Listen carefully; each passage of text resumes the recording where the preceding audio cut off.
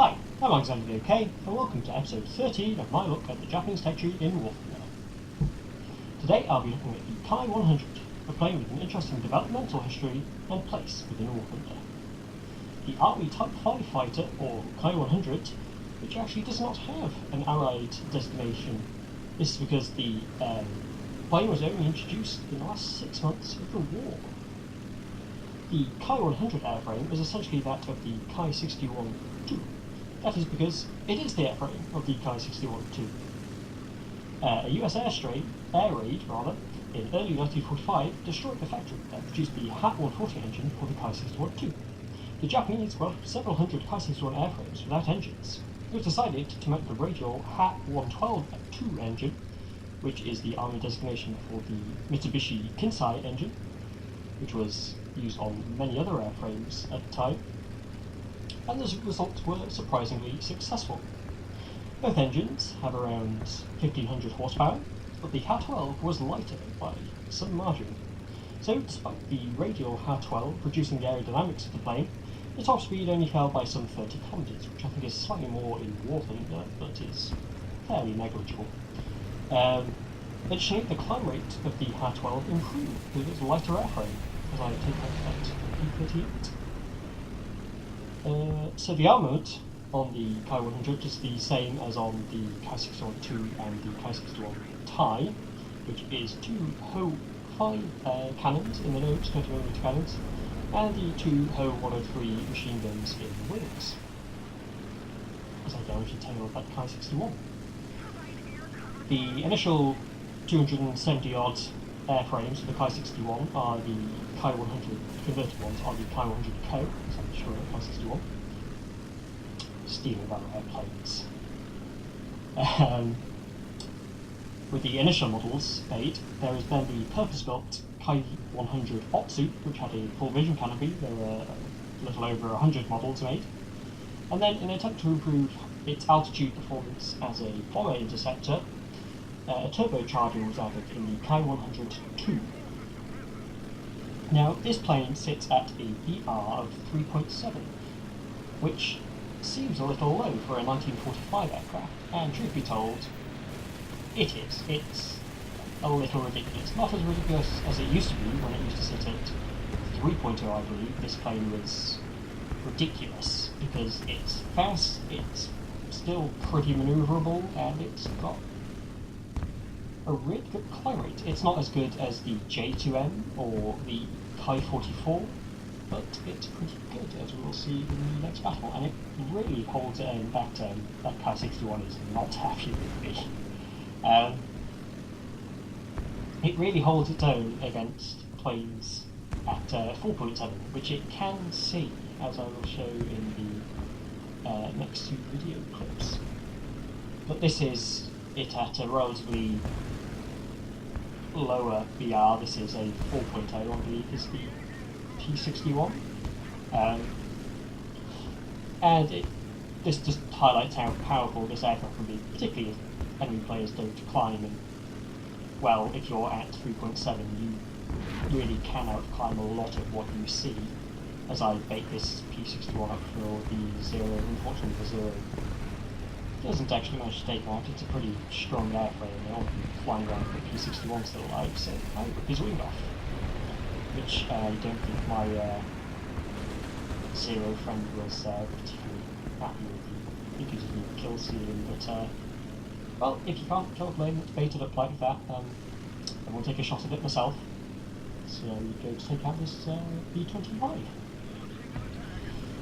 which is another 4.0 plane. So yeah, this isn't the best sort of matchmaking this plane can see, but it's the lowest I got.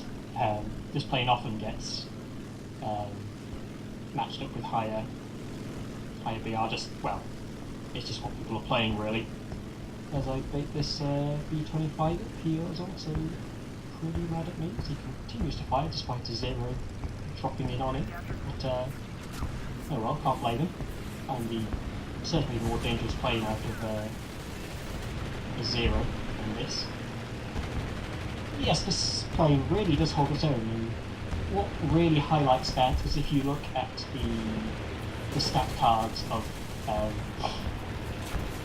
the Kai 61 High and Tie, which are supposedly, which were the planes used earlier in the war than this, although they're meant to be better, although the Kai 61 Tie has the exact same armament, the exact same top speed, and the worse climb rate and a worse turn rate, according to the stat card, which I think everyone knows are a little bit off, but even so, this plane is easily superior to them, and yet the Kai 61 Tie sits at 4.3, and the Kai 61 High sits at 5.0, and despite this plane being really better than both of them, although I got kind of unlucky in that B-25 was able to hit my engine, and I would have probably been able to glide all the way to B at the altitude I was already at, but I thought I might be able to get to the aircraft carriers, but that was not going to happen, so now I've dropped too much altitude and I'm going to ditch in the sea. However, I've got 5 kills, and this goes to show this plane is really a terror. I'm going to switch over to the next battle, which is a max 4.7 battle. Now here you can see the enemy planes have actually climbed to altitude, although they're only marginally higher, and I probably could have climbed more aggressively if I'd thought so. I'm just going to move to the side and attempt to drag some of these planes out. As you see, that BF-109 and P-47, which I believe is the I can't remember the designation now, the 4.7 BR1 anyway. The BF-109 is the same. The premium BF-109F model, I think, is the same BR as this. Although, you don't need to worry about fighting it. You're more manoeuvrable than it if you're not as fast or apparently not as good climb rate. But oh well. With this plane being Japanese, you do tend to get stuck on a lot of Pacific maps, which means you do get an air spawn more often than not, which can be nice, but obviously on any sea map, a lot of American planes are going to get an air spawn as well. Yeah, I'm just trying to sap some of the energy of this P-47.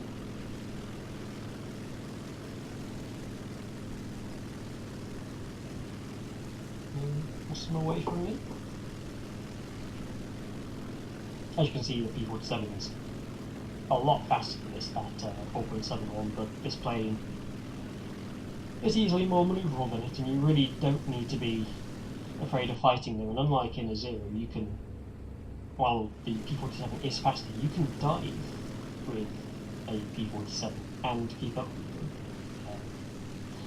which is really nice, and what makes this plane sort of an oddity at this BR, as I don't realise another B-47 is coming in on my tail. Unfortunately, I was dodging anyway. I managed to die away from both of them. But yes, considering the battle ratings of the other Kai 61s, which I'm kind of going to group this plane in with because it's more or less the same airframe, you'd think it'd have a higher BR, but no, apparently 3.7 is where it's stuck at. I wouldn't say it's necessarily overpowered at 3.7, but it's certainly one of the best fighters in this tier. And as I'll show in this clip and the next one, it's really more than capable of holding its own at a higher BR, so I don't think it's necessarily like it really did desperately need a battle rating change when it was first introduced, but it sits at 3.7 comfortably as I dodge the fire of this P-47. But it is more than capable of lasting at surviving and doing well at a higher BR. Which I think would be nice if it got, because at the moment it seems a bit weird, this plane sitting at this 1945 production plane sitting at BR 3.7 alongside mid-war planes. Here you can see what I mean about being able to keep up with the P-47, although I am forcing him to move around. I really hope I didn't damage that A7M. But there's my first kill, that P47. As you can see, you need to fight a lot more for your kills at this VR, but it's not a struggle in this plane like it can be in other ones. Especially when it's spaded, this plane is really good, although it does suffer from the same engine overheating problems as the Kai 61. Interestingly, I'm not sure if that's just they've not modelled it in, or I don't know. I never seem to have this problem in other planes which use the PA-12 or Mitsubishi Kinsai engine. There's my second kill on that B109 with the help of my A7M.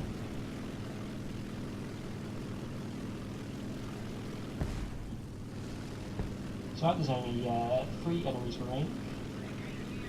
P51 and 2 more P47s. Actually there's 5, but I think 1 crashes. No, 4 rather, and 1 crashes. 4 gets shot down. Ah, there he is. It's that P47 gets shot down, although he does manage to take out our 0 there, so it's now just me, this P47, and yeah, that A275 is still alive. Oh, no he's not. Oh well. I think that we do have another guy on our team, he's above us there.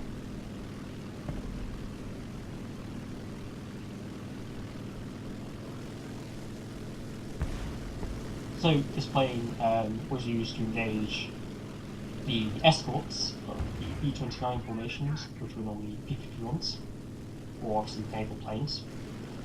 And also it was used in attacks on B-29s, although the poor altitude performance of the A-12 engine meant it could only really do head-on attacks, which are, well, unless you manage to take out the plane you're attacking, can be pretty dangerous when you are getting behind them. So again, this shows you the dive performance. The P47 is pulling away from me, but not as quickly as it would if you were trying to do this in a 0. Now here I'm actually out of her 103 rounds, and I think the armament of this plane is pretty good. It's just my poor shooting, for the most part, is what means I'm completely run out of ammunition in this game, although I do take out that P51. I decide to click on my wing from enemy AA there, although as I take out that P51, my 2 friendlies take out their respective targets. So that's victory for Japan on the Midway map. So I get to avoid more of this anti-aircraft fire. I'll now move on to the next match, which is on Iwo Jima, and it's another 4.7 VR. It's going to include a couple of dogfights against 4.7 planes. One of which is this P47 here. Did I say P47 planes? I did, didn't I? And BR 4.7, rather. Now, obviously that P47 has a lot more altitude and energy than I do, so I'm not going to catch him here.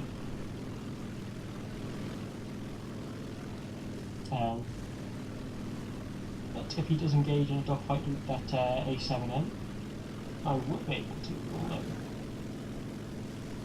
he's pulled up and away from that. I might catch him here unless he levels out, which it looks like he is doing. And I'm not going to catch him, so I think I'll turn around to go after that P51, which is the premium one, if I'm not mistaken, the North American one. I can't remember the full designation, obviously they're all. So I dive down on this P51, that's D model. I don't really see me, I'm just looking out to see what that P47 is doing. Again, really poor shooting on my part. This plane, the armament is very good, as I've said in other videos when the Ho 103s are mounted on wings, they're pretty effective, and you've got a good amount of ammunition in